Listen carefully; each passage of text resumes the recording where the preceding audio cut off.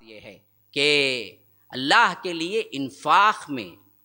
انفاق میں اپنے آپ کو آگے بڑھائیے۔ آج سخت ترین دور گزر رہا ہے اور یہ دور انڈیویجول انسان کو تو متاثر کیا ہی، لیکن جو عوامی چندے پر چل رہے مراکز اور مدارس اور علماء جو تھے نا، میں کہتا ہوں کہ اس سے سنگین ترین دور کبھی نہیں آیا ہوگا۔ تو میں آپ سے خاص کر اپیل کر رہا ہوں، ابھی 5 دن باقی ہیں جس میں اللہ تعالیٰ کتنا اضافہ کر کے دے گا 1 روپیے کا پتہ نہیں، لیکن دینے والے کے لیے بہت ہے۔ اور 1 روپیے کا مطلب 1 روپیہ مت سمجھو، میں نے کہہ دیا تھا کہ 1 روپیہ دو، تو بعض لوگ برابر کیا ہیں 12 گھنٹے کے بعد 1 ہی روپیہ ڈالتے ہیں، پتہ نہیں انہیں کہاں سے 1 روپیہ ملتا ہے۔ تو یاد رکھیے 1 روپیے کا مطلب 1 روپیہ نہیں، ہمارے ہاں تو کیا ہے تمل زبان میں ورروبا بولے تو 1 لاکھ روپیہ، 1 لاکھ سمجھا جاتا ہے۔ تو 1 روپیے کا مطلب آپ بھی 1 لاکھ لیا کریں، 1 ہی روپیہ مت لیا کریں۔ اچھا، اس میں ایک بات بتانے کی ہے جو اہم ترین ہے، جو سب سے اہم ترین بات وہ ہے کہ آج مدارس اور مراکز اور وہاں کے ذمہ داروں کے سلسلے میں جو کہ کئی تو ایسے تھے کہ جو صرف رمضان المبارک کے چندے پر ہی پورا سال گزار دیتے تھے، اللہ تعالیٰ اتنا دے بھی دیتا تھا، ویسے کئی ہیں جو آج بہت پریشان ہیں۔ تو اس کا مطلب یہ نہیں کہ صرف مرکز السلام کو دو، میں کہہ رہا ہوں کہ کہیں بھی اداروں کو ڈھونڈ کے دو، کہیں بھی اداروں کو ڈھونڈ کے دو، اداروں کے ذمہ داروں کو ڈھونڈ کے دو، اور خاص کر وہ مولوی جو پورے 11 مہینے تکتے ہیں کہ رمضان کب آئے اور اگلے سال کا ہم پورا راشن اکٹھا کر لیں، ان کو ڈھونڈ کے دو۔ یہ خدمت خلق بھی ہے، عبادت بھی ہے، کیونکہ یہ سفید پوش لوگ پوچھتے نہیں ہیں۔ یہ مت سمجھیے کہ ہر مولوی پوچھتا ہے، پوچھنے والے بھی ہیں، لیکن اللہ کے ایسے بندے بھی ہیں کہ گھر میں 4 چٹنی کھا رہے ہیں لیکن صورت حشاش بشاش ہے، اور آپ حال پوچھے تو کہتے ہیں الحمدللہ ٹھیک ہے صاحب۔ میں نے تو سنا تھا کہ بریڈ سے سحری کر رہے ہیں اور افطاری کھجور سے، اس کے علاوہ کچھ نہیں ہے، پھر بھی الحمدللہ اچھے ہیں، ہم بھیک مانگنے نہیں نکل آئے۔ تو ایسے اللہ والے بھی ہیں۔ خاص کر اپنے مساجد کے آس پاس کے مساجد کے اماموں پہ نظر رکھو کہ انہیں کچھ ملا بھی یا نہیں، جن کا پورے سال کا خرچہ نکل جاتا تھا رمضان المبارک میں، اللہ کے بندے لا کے دے دیتے تھے، چھپا کے دیتے تھے، بس ہاتھ مسافے کے لیے دیا اور ہاتھ کی مٹھی میں 2000-3000 رکھ کے چلے گئے۔ لیکن آج ان کو کوئی دینے والا نہیں ہے، پوچھنے والا نہیں۔ ابھی میں ایک میسج پڑھ رہا تھا، ایک عالم نے ڈالا تھا کہ ہم نے چندے کے سلسلے میں بڑے لوگوں سے رابطہ کیا اس رمضان میں، وہ سب کے سب مالدار ترین لوگ پریشان نظر آئے۔ تو میں سوچ رہا ہوں کہ مالدار ترین لوگ پریشان ہیں تو ہم اماموں اور ہم علماء اور جو کیا ہیں ہمارے لحاظ سے تنخواہ دار لوگ ہیں، وہ لوگ کتنے پریشان ہوں گے؟ بڑے پریشان ہیں۔ چھوٹے کا حال کیا ہوگا پھر؟ لیکن اس کا مطلب یہ نہیں ہے کہ بڑے پریشان ہیں تو نہیں دیں گے۔ ارے بھائی، تمہاری پریشانی لاکھوں کی ہے، ان کمزوروں کی پریشانی کیا ہے؟ ہزاروں کی بھی نہیں ہے، سووں کی ہے۔ تو نکلو نا آگے، جیسے ہوتا ویسے ہو ہی جائے گا تمہارا مسئلہ۔ مالداروں کے پاس اگر پیسہ بھی نہیں ہے تو پیسہ آ جاتا ہے، یا پیسہ لینے کے ٹرکس ان کو معلوم ہوتے ہیں، بیچاروں کو نہیں معلوم ہوتے ہیں۔ تم اس سے کما لو گے، اللہ دے دے گا، کسی ایک کو دینے کی وجہ سے تمہارے رزق کی کشادگی ہو جائے گی۔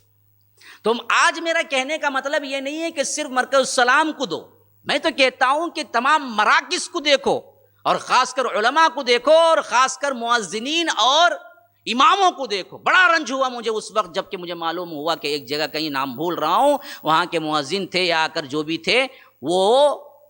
لاک ڈاؤن کی وجہ سے، فاقے کی وجہ سے، پتہ نہیں گزر کے 3 دن ہو گیا، کوئی پتہ کرنے نہیں آیا، اور بدبو کی وجہ سے مسجد کا دروازہ کھولا گیا۔ بالکل حقیقی بات ہے۔ ہاں، 3 دن لاش اس کے اندر سڑتی رہی، پوچھنے نہیں آیا کوئی۔ ہم اپنے لوگوں کے، اپنے علماء سے یہ سلوک کریں گے تو فلاح پائیں گے ایسے لوگ۔ تو آپ دیکھیں، ٹٹول کے دیکھیں کہاں کس کو کیا ضرورت ہے۔ سودے کی کچھ ضرورت ہے، بے زری نکالیں۔ اور اس کے علاوہ میں کہتا ہوں کہ ہمارے اعتبار سے خاص کر سنیے، میں ان لوگوں سے خطاب جو مخیر حضرات ہیں، جن کو اللہ نے مال دیا ہے، آج لاک ڈاؤن کی وجہ سے پریشان ہے، لیکن یاد رکھیے جو مالدار ہیں وہ کسی بھی طرح پھر سے لے لیتے ہیں،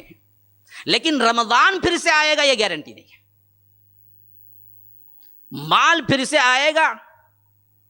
یہ گارنٹی ہے، تمہارے پاس مال ہے، بعد میں کیا ہے زمینیں بیچیں گے یا آ کر قیمتی کیا ہے کوئی بزنس شروع کریں گے پھر بھی لے سکتے ہیں، لیکن رمضان آئے گا، اس کی کیا گارنٹی ہے کہ اگلے رمضان تک تم زندہ رہ سکو گے؟ اور آج شدید ترین ضرورت ہے عوام کو، آج شدید ترین ضرورت ہے اداروں کو، اس وقت نکالو، کم نہیں برابر نکالو جیسے نکالتے تھے۔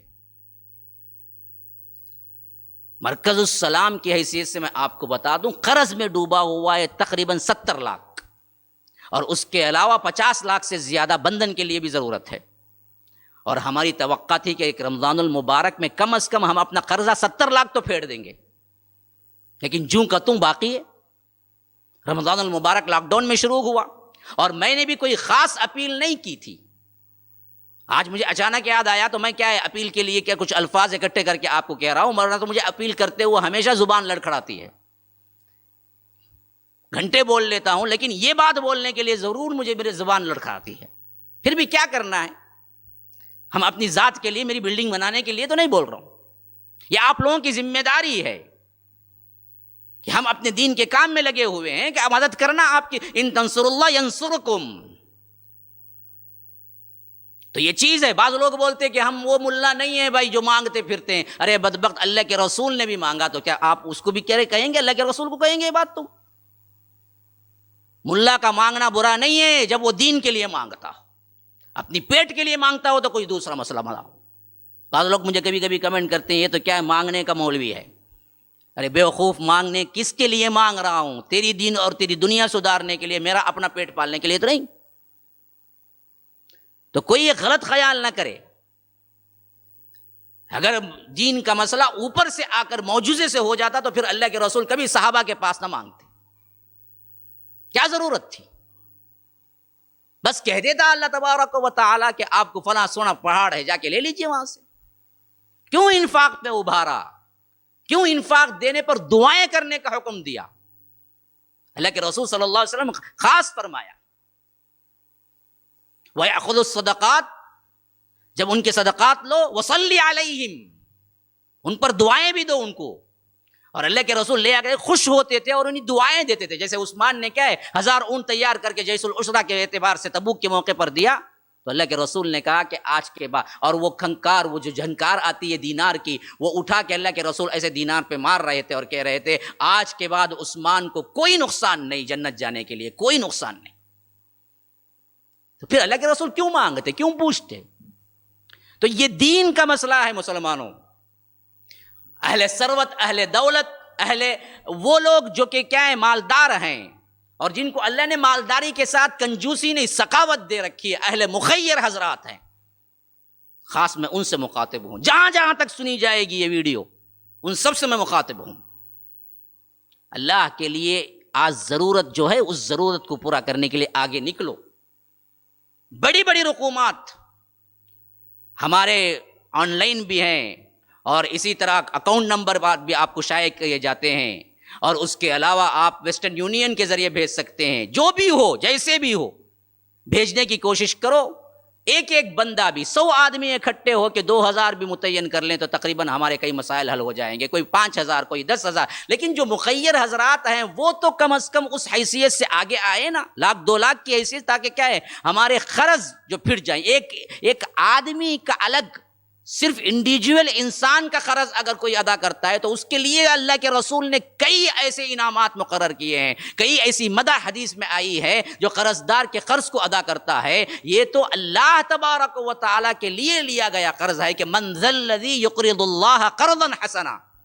کون ہے جو اللہ تبارک و تعالیٰ کے لیے قرض حسنا دے؟ تو اللہ کہتا ہے فَيُضَاعِفَهُ لَهُ أَضْعَافًا كَثِيرًا، ہم اس کو اگنا نہیں، تگنا نہیں، چگنا نہیں، پتہ نہیں کتنا اضافہ کرتے جائیں گے۔ فَيُضَاعِفَهُ لَهُ أَضْعَافًا كَثِيرًا، تو اللہ دے گا۔ آج ہمیں کیا ہے اتنا سخت تنگی کا ماحول ہے کہ رمضان ختم ہوا، کئی دینے والے حضرات کھڑے ہوئے ہیں انتظار میں کہ واپس لیں گے، اور جن کی رقمیں ہم 5-5 لاکھ لیے ہوئے ہیں جن کو واپس کرنا ہے، اور وہ بھی کیا ہے اتنا دیر صبر کیے، ہم ان کو کچھ نہیں بھی کہہ سکتے کہ اور لیٹ کرو یا اور مہلت دو، یہ بھی نہیں کہہ سکتے ہم۔ زمین کی رجسٹری کے لیے ہم نے اس وقت کیا ہے وقت مانگ کے لیا، وہ وقت ہو چکا رمضان سے پہلے ہی، ہم نے تو کیا رکایا ہوا ہے کہ اس واسطے میں کہتا ہوں اہل خیر حضرات سے، مالدار حضرات سے ایک کنڈیشن کے اعتبار سے سوچو، رمضان المبارک میں کتنے مالدار عمرہ جاتے ہیں؟